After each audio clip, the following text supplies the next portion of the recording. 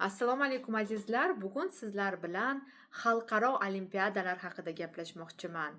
Hozirgi kunda yoshlarimiz juda ham ishtiyoqli, ko'plari xalqaro top universitetlarga kirish maqsadida o'zlarini ustidan maktab paytidanoq ishlashni boshlashmoqda.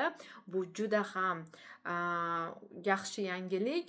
Demak, institutga, ya'ni top universitetlarga kirishda eng asosiysi maktab fanlaridan tashqari bolani maktabdan tashqari, bular extracurricular activities deb nomlanadi. Maktabdan tashqari nima bilan mashg'ul bo'lgani, nimalar bilan shug'ullanganlari, bolaning qiziqishlari, uning qiziquvchanligi va universitetda yaxshi o'qib eplab keta olishligini ham ko'rsatadi. Va shu bilan birga ko'pgina yoshlar xalqaro olimpiadalarda ishtiyoq bilan qatnashmoqda, chunki maqsad aynan o'sha portfolioni yig'ish. Demak, xalqaro olimpiadalar har xil turlari bor. Deylik, haqiqiy dunyo miqyosida xuddi sportda olimpiada o'yinlari kabi xalqaro fan olimpiadalari ham mavjud. Bular hozir o'tgan yildan juda ham mashhur bo'lgan kimyo xalqaro olimpiadasi, biologiya xalqaro olimpiadasi, matematika xalqaro olimpiadasi, fizika xalqaro fan olimpiadasi, undan tashqari informatika xalqaro fan olimpiadalari hozirgi kunda juda ham trendga kirgan va u fanlardan o'rinlar egallab kelgan. Demak, o'zbekistonlik yoshlarimizga prezident tomonidan maxsus ota-onalarga tashakkurnoma, ustozlariga pullik rag'batlantirish, ham ishtirokchilarga ham rag'batlantirish amalga oshirmoqda. Lekin shuni aytish kerakki, bu fanlardan tashqari yana boshqa fanlar ham bor. Afsuski, O'zbekistonda bular hali juda ham deylik mashhurlikka ega bo'lmadi, hamda yoshlarimiz orasida bu fanlarga qiziqish juda ham sust.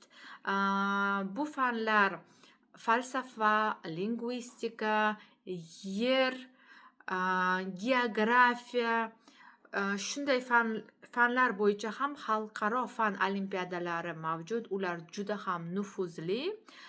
O'zbekistonda birinchi bo'lib xalqaro lingvistika, xalqaro falsafa olimpiadalarida men team lider, ya'ni murabbiy sifatida o'zbekistonlik yoshlarni qatnashtirganman. Lekin bu 2019-2020 yil bo'lgan edi va u paytda afsuski hukumat tomonidan hech qanaqa qo'llab-quvvatlash bo'lmagan. Lekin hozir juda ham katta o'zgarishlar mavjud aynan fan olimpiadalar sohasida. 20-yil demak qatnashganimizdan keyin karantin boshlandi. 2019-yil qatnashganimiz, 2019-2020 yil qatnashdik. Undan keyin karantin bo'lib 3 yil mobaynida faqat u olimpiadalar onlayn bo'ldi. Onlayn qatnashishga muvaffaq bo'ldik.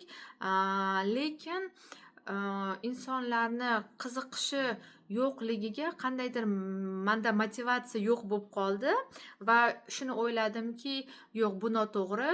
Hamma qilgan narsani qilmasdan, balki O'zbekiston yoshlarini aynan falsafa, lingvistikaga qiziqishini yanada oshirishga barcha harakatlarimni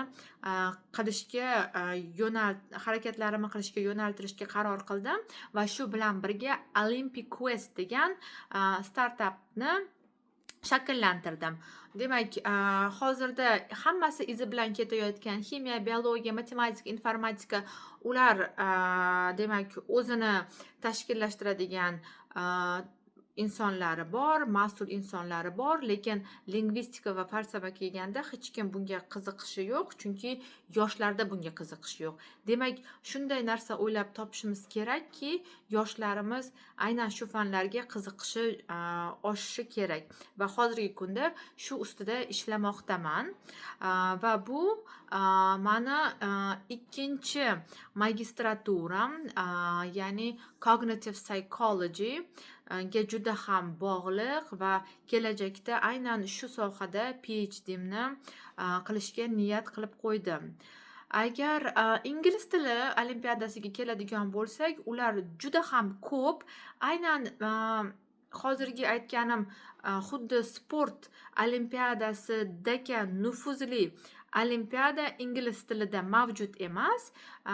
Ya'ni shunday tashkilotlar borki, deylik, har xil davlatlarda, Irlandiya deylik, Italiya yoki Iordaniya, Turkiya, Kitay, Malayziya, shunaqa davlatlar o'zlari tashkillashtirilgan va butun dunyo bo'ylab uni o'tkazishadi.